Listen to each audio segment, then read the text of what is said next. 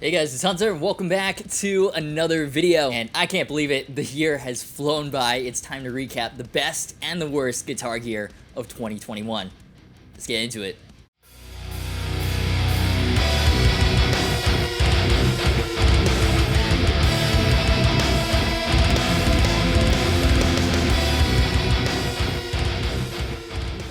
So just a quick clarification, I'm only going to be counting the gear that I've actually tried in person on the channel. I'm not counting every single guitar and piece of gear that came out in 2021. Right, this is not Guitar World, I don't work at Sweetwater, I don't have access to everything. This is like a small slice, a small appetizer sampling in the wider feast landscape of guitar gear. We also check out different gear here to everyone else. While everybody else is checking out the Fender Acoustasonic or whatever the f***, we're checking out a boutique Ukrainian brand. All that being said, 2021 was an awesome year for gear, so let's get into the first category. Starting with the best looking, I'm gonna have to give it to the LTD M1007 Baritone Evertune. What a stunning guitar. That quilt cranberry burst top, normally reserved for ESP USA custom builds, is just right, where it's bright enough to grab your attention without looking cheap or washed out. With the black chrome Fishman fluences, black Evertune with the brushed nickel saddles, it all comes together so well. And unlike Billy Corgan, I don't know if looks contribute to tone, but holy shit, did it sound good too.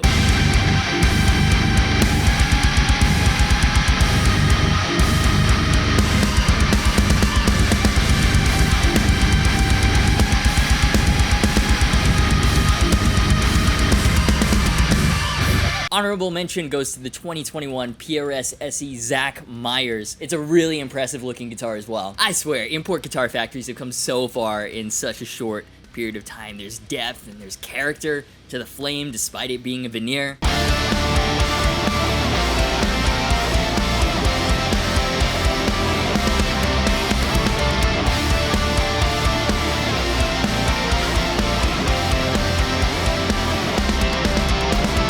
And that bright blue top with the natural back, awesome. Next up, best unique feature. And this is a bit of a hard one because it's not like guitars make giant technological leaps every year, but guitar makers are still finding a way to make the guitars unique from other brands and from what they've done before. And this year I've gone with the Schecter Keith Merrow MK7 Mark III Artist because that neck is amazing. I'll be honest, I'm not really a 7-string player. I was totally planning on selling it right after the demo.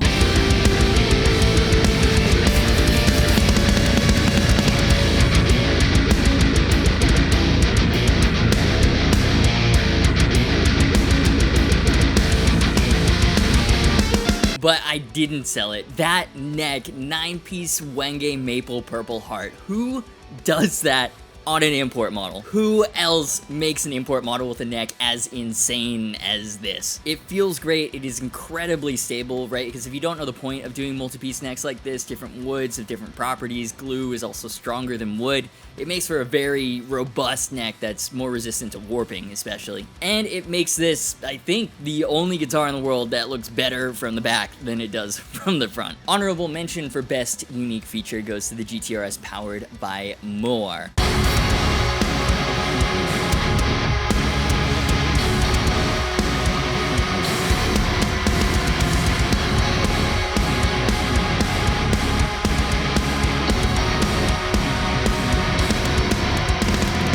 A built-in, app-controllable, multi-effects digital signal processor is inherently a cool thing. All those effects and tones and everything built into the guitar, that's an awesome idea. Unfortunately, in terms of execution, it wasn't quite there for me yet. There was a little bit of a delay when switching the internal electronics on. The app was definitely written by an engineer because it was not intuitive whatsoever to get to all your features, especially changing amps and changing speaker cabs. Still, very interesting idea, great sounds, and definitely worth an honorable mention. Next category, and let's get the negative one out early, biggest bust of the year. Now, generally, I like my channel to be a resource for recommendations, but sometimes a piece of gear comes along that just misses the mark. And for me this year, that was the Jackson DK24 Modern Evertune. On paper, it's great. It's got all the specs I'd want, minus stainless steel frets. I mean, it's got locking tuners, multi-piece neck, Evertune, Fishman Fluence, the classics and not the moderns, which is interesting on a metal guitar, and it played great.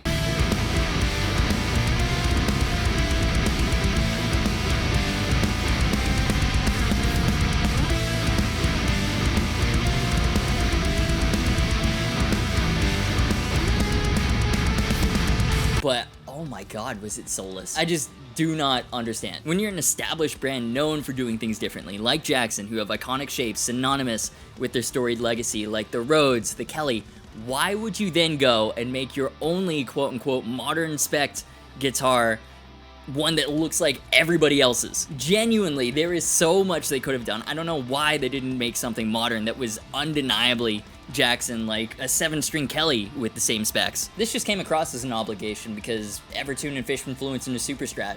That's what the kids like nowadays, right? BC Rich gets it, Fishman and Evertune, but in a neck through Mockingbird, which is distinctly BC Rich. Hell, even the ongoing PR train wreck that is Live Fast, Eat Ass, Dean Guitars gets it. Fluence in a Z, Evertune in an ML, that's dope. Anyways, this is turning into a bit of a rant. I don't get to play Jackson guitars very often. I was excited for it, and it annoyed me that Jackson could have done something exciting and instead made a boring ass guitar. Biggest bust of the year for me. And now I'm gonna add a new category this year. After taking a bit of a break from amp demos, I'm starting to get really back into them. I'm not gonna lie, my amp collection has really started to take shape over quarantine. So this category is favorite amp, and my favorite amp that I demoed this year was the Angle Savage 120 Mark II. Holy fucking shit, what an absolute monster. I don't know how the team at Angle has done it, but it is simultaneously absolutely chonky and precise at the same time. Like, the Triamp Mark III was my dream amp for so long, and I still use it a lot, same with the Rev Generator. But the Angle gets the most amount of playing time and recording time because it doesn't really matter what I plug in there, ESP Eclipse.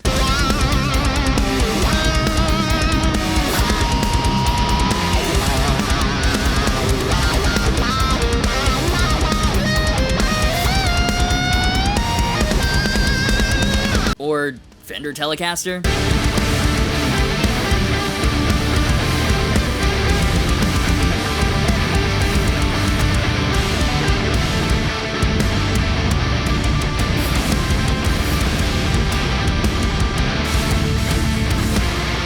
The tones are just absolutely massive. And the clean channel actually sounds fantastic too, which I was not expecting whatsoever with a name like Savage. Honorable mention goes to the orange Super Crush 100 $499 solid state head that gets shockingly close to the $2,100 rock reverb tone. Sounds absolutely filthy in a mix too.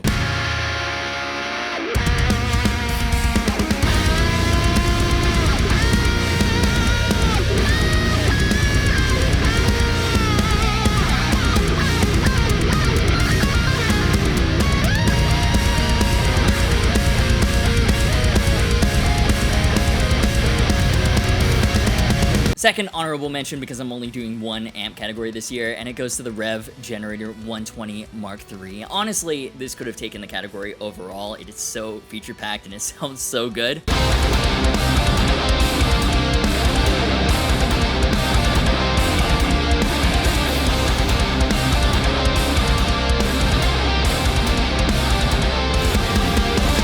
I just haven't done a video yet, but it is an absolute beast. It might take it in 2022, honestly. Another new category, best plugin, and I was not a plugin guy at all coming into this year. Then Neural DSP absolutely blew me away. I did not realize that advanced tone algorithms were starting to sound genuinely natural. And my favorite one in terms of just raw tone is the Neural DSP SLL 100 plugin. I love it. It's so easy to get a great crunchy high gain tone.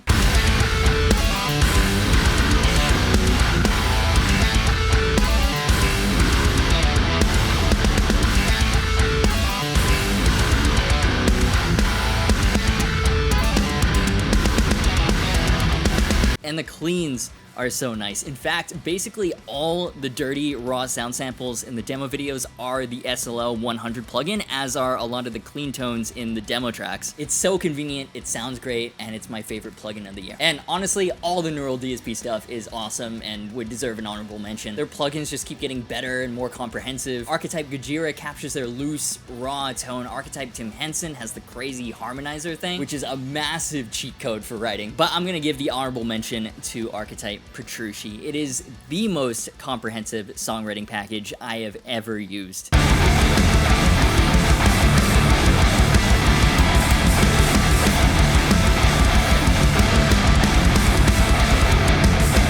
I love it, and it's got the transposer to shift up or down. The sheer amount of creativity these things unleash now is insane. Now, back to guitars. The Dean Caddy Select was the biggest surprise of the year for me. I thought I was not going to like this guitar at all, and I mean at all, because I don't like super pointy, super metal guitars. This is not your standard pointy metal guitar, though.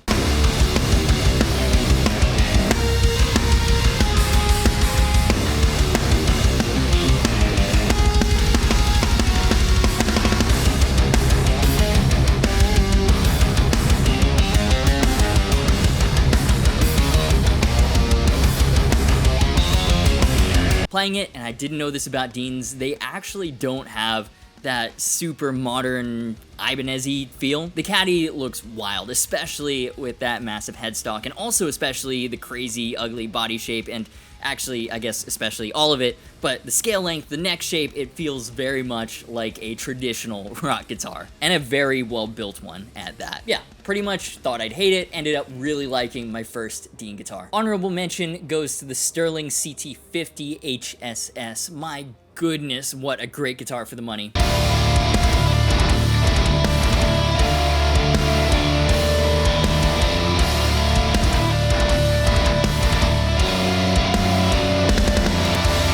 Roasted maple neck, oiled for that slick feel, and a chonky asymmetric shape. This guitar played unreasonably well for how much it costs, especially given my previous really bad experience with the Sterling Majesty being a massive disappointment in so many ways. I was not expecting the CT50 to punch so far above its weight class, but here we are. Well-deserved honorable mention for biggest surprise of the year. All right, next up is best budget guitar, but first, speaking of surprises of the year, it's surprisingly easy to get your music onto Spotify, Apple Music, and all the major streaming platforms with today's sponsor, DistroKid. So DistroKid has been an amazing partner for the channel. If you somehow haven't heard of DistroKid yet, welcome to the internet. We're so glad you're here. So DistroKid is an amazing service. I use them myself. They're hands down the best way to start making money off your music by getting it onto all the major platforms. Apple Music, Amazon, Spotify. It's super easy to upload songs with just a few clicks. If it's a cover, they'll even help with the license, which, trust me, licensing is a complete pain in the butt, so that is a huge feature. It's very helpful to artists, and in fact, that's why I love DistroKid. They're always adding new features and improving the service to better help artists. Case in point, splits. Everybody's collaborating right now. It's an amazing part of making music, and you want to make sure at the end of the day, everybody is getting their fair share. DistroKid makes it incredibly simple. In fact, Andrew Bain and I used it for our metal cover of the Fox NFL theme. The cover was so much better than the Falcons season, and it was super easy to set a 50-50 split on upload, and you can change that percentage at any time. Just makes collaboration that much easier. I love it. So if you make music, you want to get it out there, turn your hobby into a nice side hustle, or even beyond that, you should definitely be using DistroKid. Pricing starts at just $20 a year for unlimited uploads, and if you use my link in the description, they'll give you a bonus 7% off. They're awesome. Not just the team and the service, but also the support on the channel. They're legit the gold standard for getting your music online. And speaking of gold standards, let's get back into the Aguwards. So next category, best budget guitar. Now, inflation has been wild this year. Add to that supply chain issues, guitar prices have gone a bit insane. Just ain't as cheap as it used to be. So this year, I'm defining budget as $500 or below. And for the third year running, it's a Harley Benton. My pick for best budget guitar is the Harley Benton Fusion 3.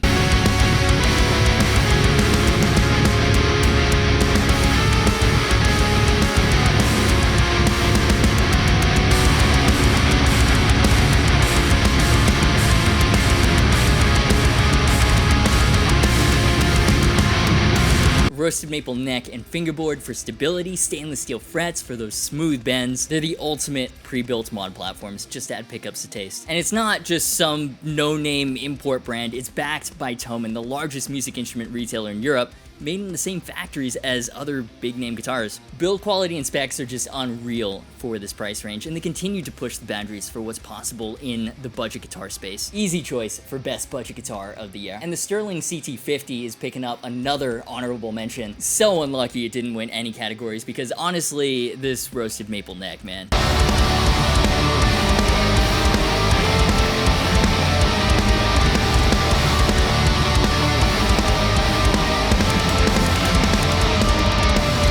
It's the fact that it's oiled instead of regular satin. It's just a crazy, unique neck for a budget guitar. Next category is best value level guitar. And same thing here, inflation is crazy. So this year I'm defining value level as $1,100 or below. Nowadays, that's generally the sweet spot where you get the best specs, the best components, and pro build quality without going super high end. And this is going to be a very controversial choice, but I'm going with the Fender Noventa Strat.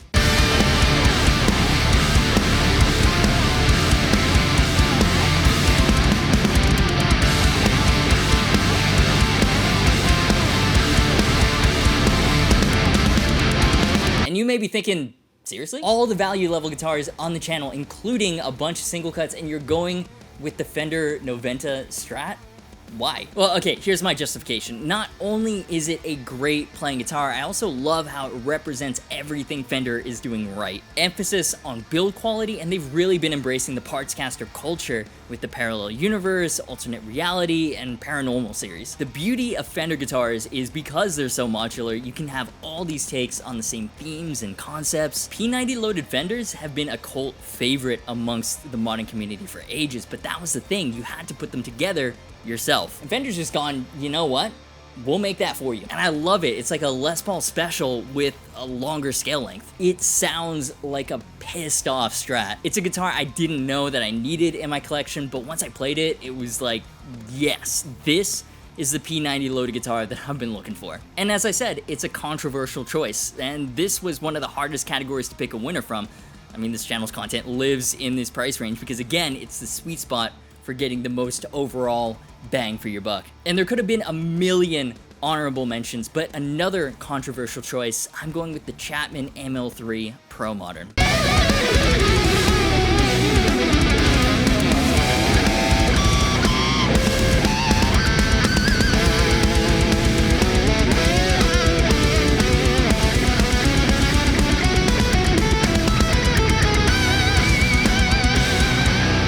Chapman Guitars deserves a lot of credit for how they've pushed this high-end import space. Prior to their 2017 Pro Series relaunch, no one was doing things like stainless steel frets, glow-in-the-dark side dots, highly rolled fingerboard edges as standard features across the line. The ML3 has all that, plus a roasted maple neck for that added stability. Really mean-sounding Seymour Duncan pickups, blacked-out pole pieces that look great with a pearl white finish. Yeah, just an excellent guitar all around. And now we're going into the most important categories. This being the single cut channel, we've got best modern single cut, best traditional single cut. Yes, those will be two separate categories. Listen, I have strong feelings about single cuts. They need their own categories. Then after that, best artist model, and then best overall guitar in 2021. So the best modern single cut I tried this year was the LTD EC Arctic Metal.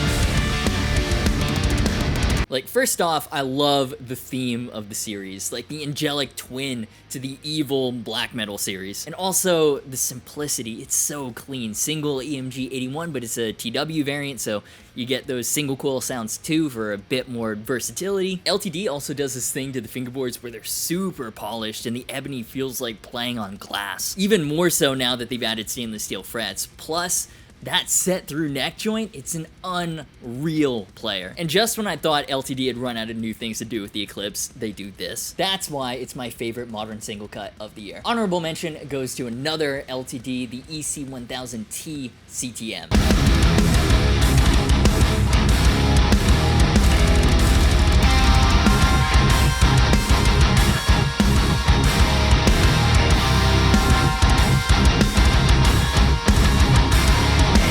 Same neck joint, same stainless steel frets, Fishman Fluence Classics. This one's full thickness though, same as the Les Paul. Awesome player as well, I just prefer the Arctic Metals aesthetic over this more classic tobacco sunburst. Honestly, that was the difference maker. Now on to best traditional single cut of the year. God, I love single cuts. And I love the Navigator NLP CTM in particular. Holy shit, what a guitar.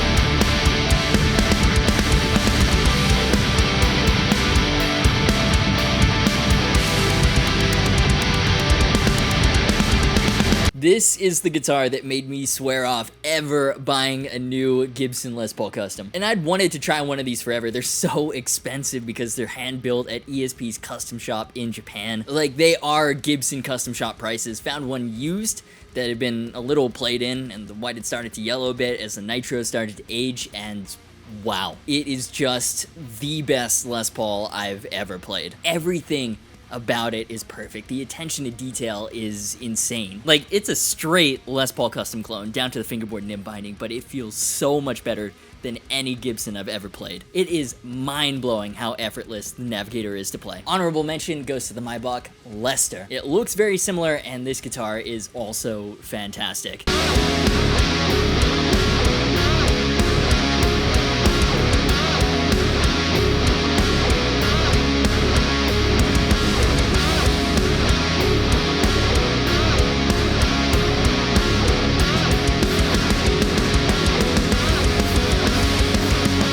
There's something about these aged white nitro Les Paul Customs it's so classy. Maybach has the same parent company as Plek, so the fretwork and playability is nuts. The guitar has also been tastefully aged, and it's got all this nice finish checking and everything. It sounds great, it feels great. The only reason it hasn't run away with the traditional single cut category this year is because the Navigator exists. At half the price though, it is way better bang for your buck. Next category is Best Artist Model, and obviously it's gotta go to a single cut. I've picked the Kirk Hammett KH3 Spider.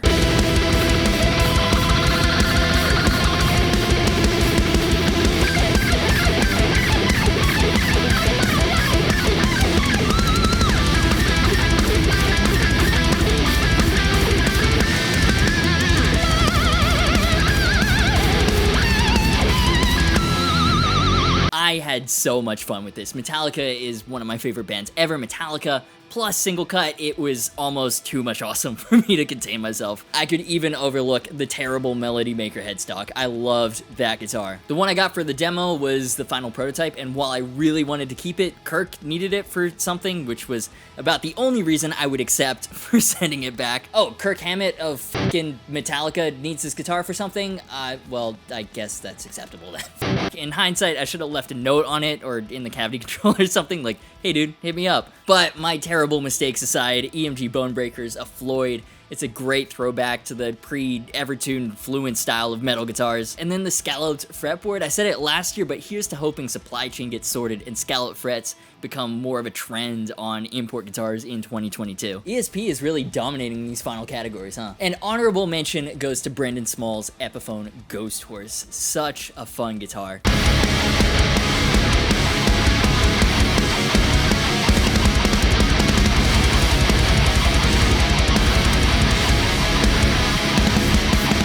Sick gloss silver burst E flame top, satin back and neck for playability, Gibson USA burst buckers, and a non-recessed Floyd for all the dive bombing action you can handle. Really fun guitar, best Explorer I've genuinely really liked. And now the final category, best overall guitar in 2021 is the Valiant Jupiter.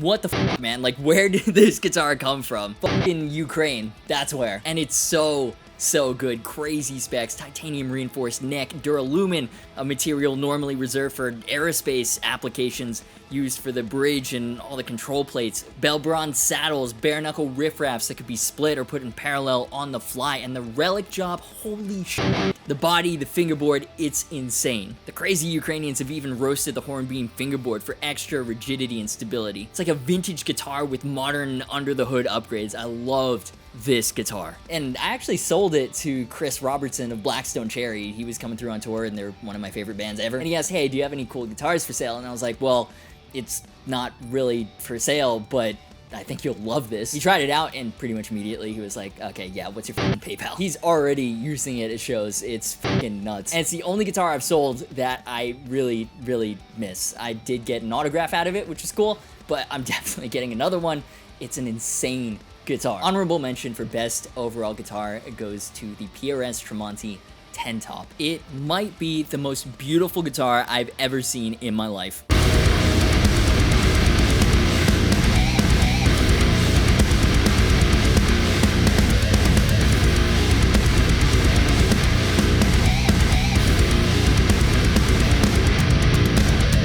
One of my bucket list guitars. I bought this for myself to celebrate 100,000 subscribers, and I still haven't made a video on it, which is why it only gets the honorable mention. The price tag was not low, but it plays and sounds everything like a $5,000 guitar. So that'll do it for my best and worst of 2021 list. Again, this is just from the gear that I had the privilege of trying on the channel this year. Looking forward to hearing how wrong I am in the comments down below. Massive shout out to Matthew, Sullivan, Jeremiah, and the rest of the amazing patrons for supporting what I do on the channel. I hope everybody has a wonderful holiday. Stay safe and stay healthy. Affiliate, merch, social media, and Discord server links are in the description. As always, thank you so much for watching. You've been awesome, and I'll see you for the next video.